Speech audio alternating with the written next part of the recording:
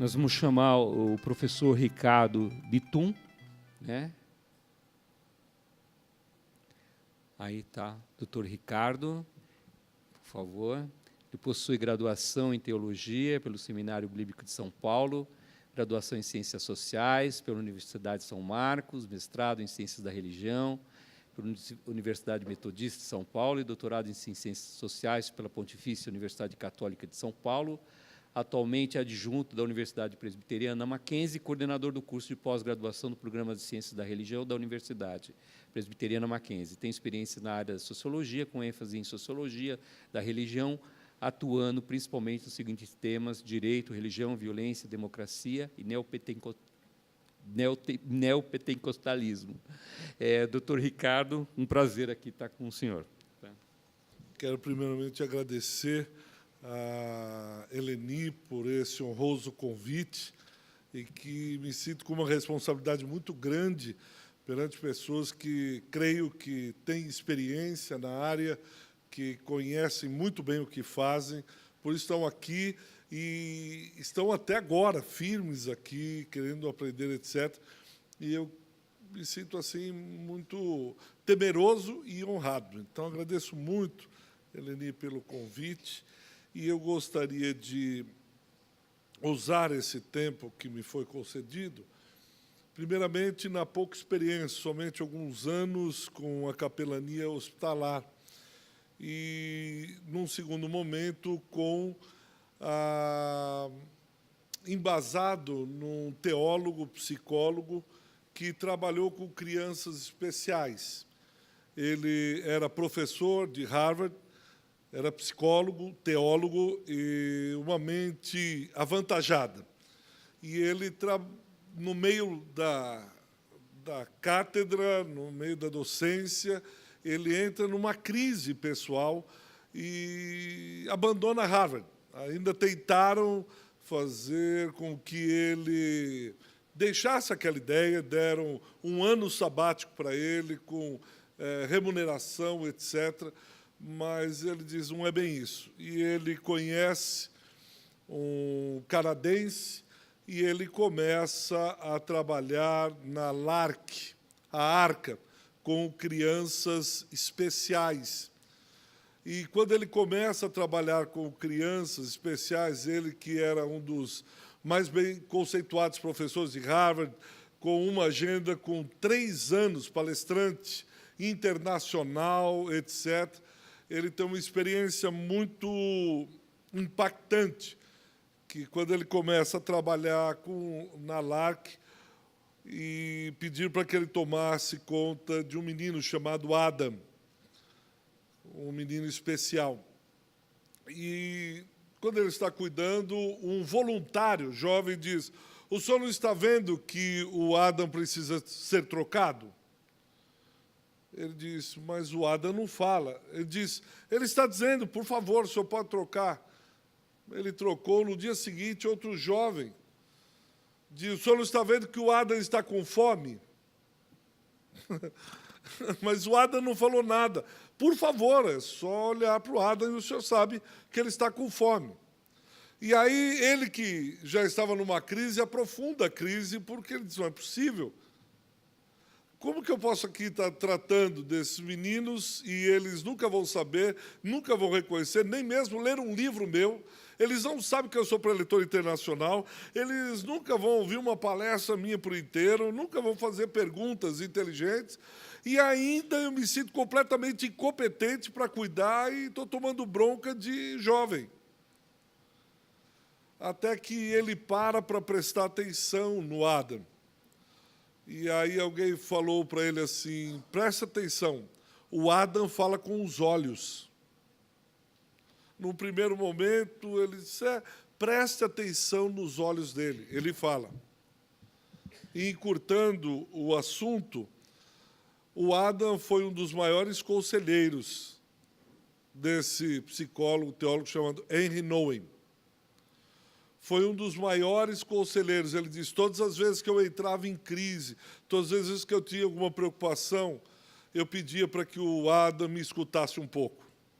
E, com os olhos, ele conversava comigo. E uma experiência que, quando eu escrevi sobre a vida de Henry Nouwen, já falecido, quando uma madame telefonou, uma senhora que era esposa de um dos maiores industriais do Canadá, e ligou e disse: doutor Henry, eu preciso conversar com o senhor, será que o senhor podia ter um tempo? Tal. Ele marcou e disse: olha, só que eu não costumo aconselhar sozinho, pelo que a senhora está me falando, eu vou precisar da ajuda do Adam. Ela disse: mas eu preciso falar com o senhor. O senhor não é psicólogo, doutor em psicologia? O senhor... Ele disse: sou, mas é que esse caso que a senhora está falando, talvez eu precise do Adam. Ela disse: bom, então está bem, mas eu quero. Disse que ele estava na mesa da LARC, e aí, para uma limusine, desce uma senhora, eu fiquei imaginando meio Hebe Camargo, né? E aí ela desce da limusine e se assenta, e ele apresenta o Adam. Olha, esse é o Adam que eu falei para a senhora. Ah, que bonitinho, tudo bem, mas eu quero falar mesmo com o senhor. E ela começa a falar que o esposo está traindo com a secretária, um dos filhos está nas drogas, a filha saiu de casa, começa a relatar.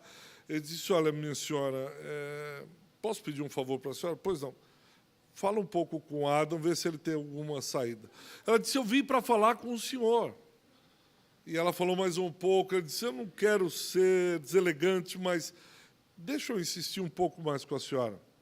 Tenta só falar. E lá, pelas tantas, encurtando mais uma vez a história, ela disse: então tá bom, eu falo rapidamente com ele e depois volto a falar com o senhor. E ela começa a falar com ele e para, um silêncio, olhando para o olho dele, ele olhando para ela empurra a mesa e sai correndo. Ele ficou sem entender. No dia seguinte, por volta de umas 4h30, 5 horas da manhã, essa senhora liga. Doutor Henry, eu posso falar com Adam? Quando ele pode me atender? Pela primeira vez na vida eu dormi sem calmante, sem remédios. Pela primeira vez eu estou sentindo paz, eu nunca tinha sentido isso. Por favor, quando eu posso falar com Adam? E aí, no final, ele diz: eu tive que, a duras penas, aprender que Deus fala através de pessoas improváveis. Que Deus pode falar com pessoas que a gente acha que são incapazes. Que Deus pode agir através de pessoas que a gente olha e diz: ah, esse não é gabaritado. Ah, esse daí não tem os títulos que eu tenho. Ah, esse aí ainda tem muito o que aprender. E às vezes, os Adams da vida surpreendem a gente. E um dos livros clássicos escritos por Henry Nouwen a partir de um... aqui, né? É a partir de um quadro que está no Museu Heritage, na Rússia, chamado de Rembrandt, A Volta do Filho Pródigo. Aqui está o pai, é baseado na parábola de Lucas 15, versículos de 11 a 32. Esse é o filho que volta, esse é o irmão mais velho, e aqui alguns amigos do pai, e o pai o recebe. E ele fica alguns meses, todos os dias indo no Hermitage e olhando para esse quadro e tentando compreender o amor, o aconchego, a aproximação desse pai, esse filho que volta. Então, eu queria só encurtar falando um pouco dessa relação, do filho que volta e é aconchegado, é abraçado. Ele sente esse cuidado do seu pai. E ele tem algumas frases, em cima dessas frases que eu queria trabalhar. A parábola do filho pródigo, rapidamente, é o filho que chega para o pai e diz: pai, me dá a minha herança, que eu quero ir embora. Ele tem 2 filhos, o mais velho e o mais novo pede as coisas e vai embora. E quem conta essa história é Jesus, essa parábola. O filho mais novo pega a herança do pai, gasta com mulheres, jogos de azar e perde tudo. Perdendo tudo, ele vai cuidar de porcos. No meio do cuidado com os porcos, ele olha e diz, isso é possível. Até o empregado mais servil do meu pai, ele tem muito mais, E eu aqui, sem absolutamente nada, eu pequei contra os céus e contra o meu pai, e ele volta. Ele volta para pedir perdão ao pai e diz, olha, pai, me trata como um dos teus empregados. O pai disse, meu filho estava morto e agora reviveu, abraça o filho, põe roupas novas, chama uma banda lá para tocar, mata um boi e tem festa. Essa é pelo menos uma parte da história que eu queria conversar um pouco com vocês. E voltar para casa, voltar tem a ver com tornar a casa depois de tê-la deixado. Alguém que estava na casa só volta porque um dia a deixou. Retornar depois de ter ido embora. Entender o que é deixar a casa, ao mesmo tempo entende a alegria da volta. Ter deixado algum lugar, voltar a esse lugar, eu preciso entender a partir de alguém que foi embora e está retornando. Espera aí só mais um pouquinho, eu estou...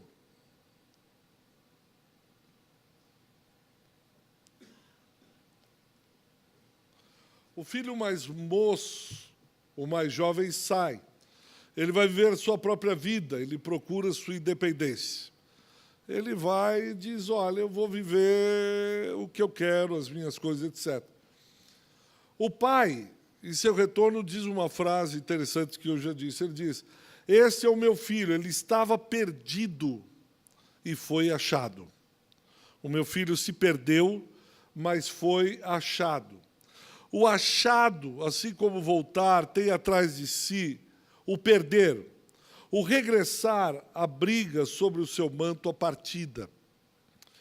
Quando se trabalha como cuidador, quando se trabalha com pessoas que estão indo, isso tem muito a ver com essa partida, tem muito a ver com a despedida, tem muito a ver com alguém que está indo, está deixando, está partindo.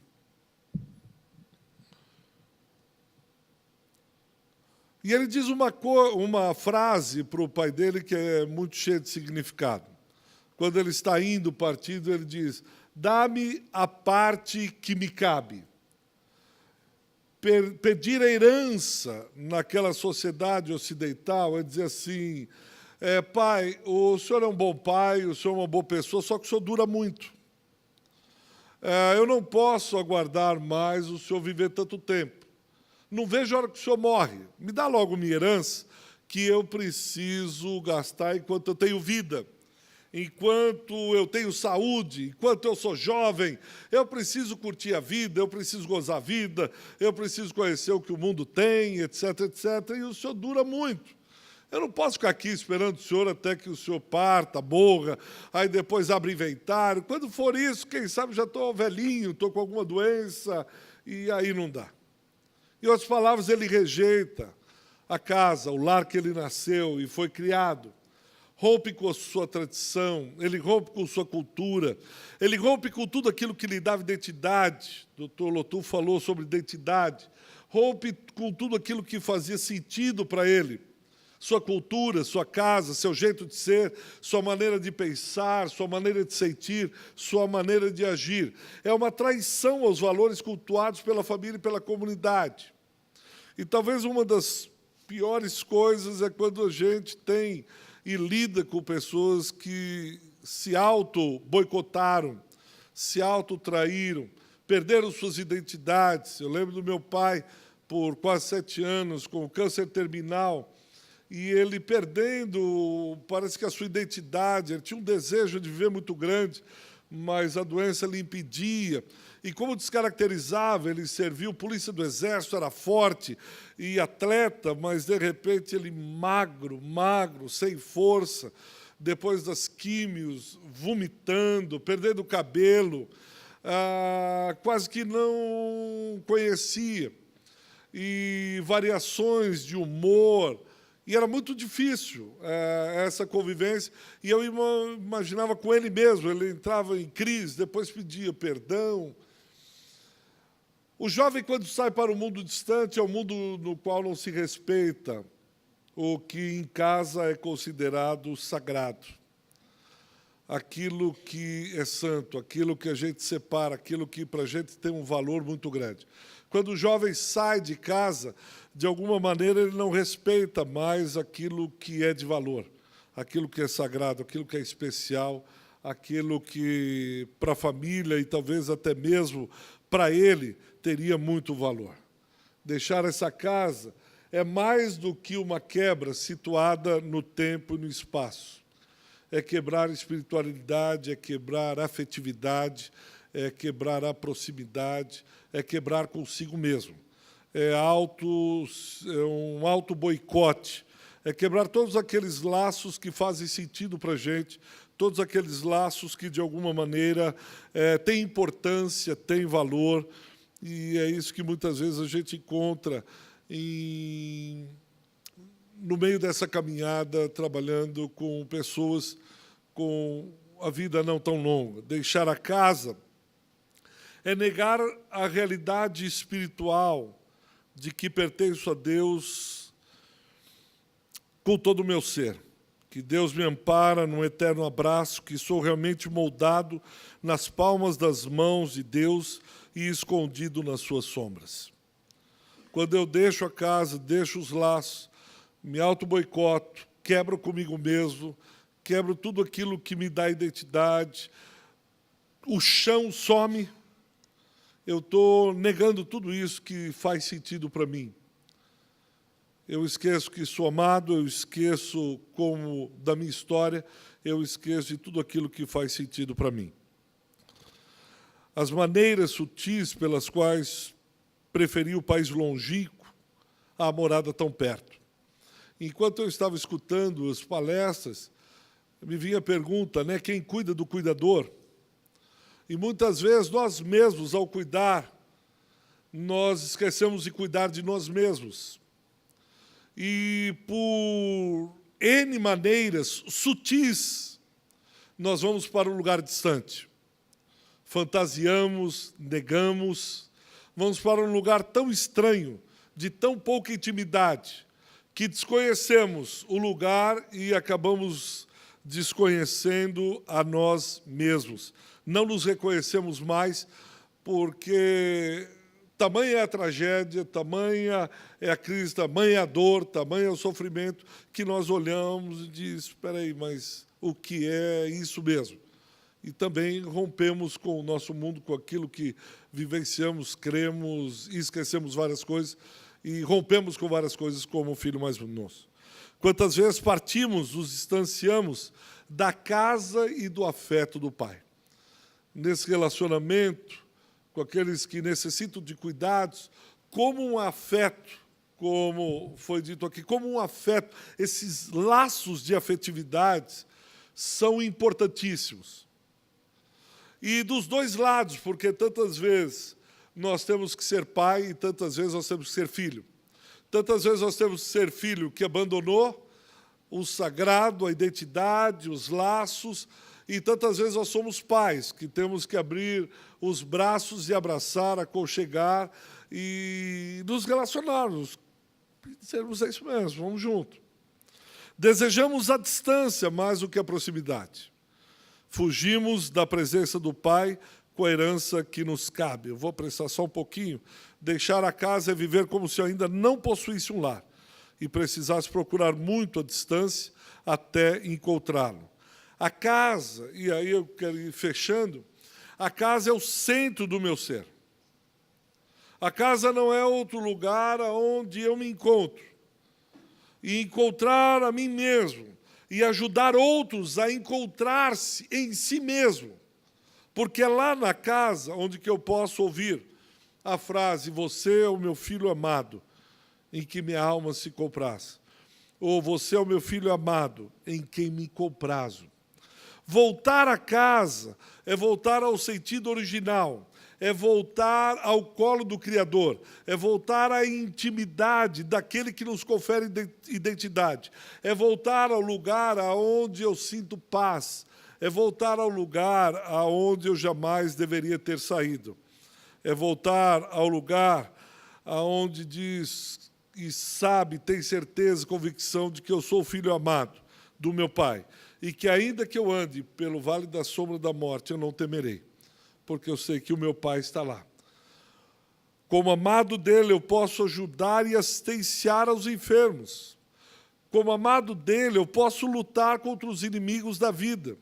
Como amado dele, eu posso sofrer incompreensões, ajudar e, de repente, receber a ingratidão, mas sem que eu deseje a vingança. Como amado dele, eu posso me desgastar, eu posso ser usado, sem duvidar que o amor que me é transmitido é mais forte do que a morte.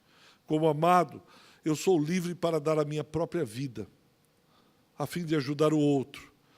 Como amado dele, como a volta para casa, é buscar Deus onde pode ser encontrado, no meu próprio santuário.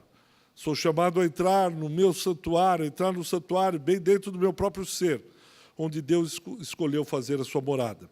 Através do diálogo constante com Ele, eu posso permanecer ali.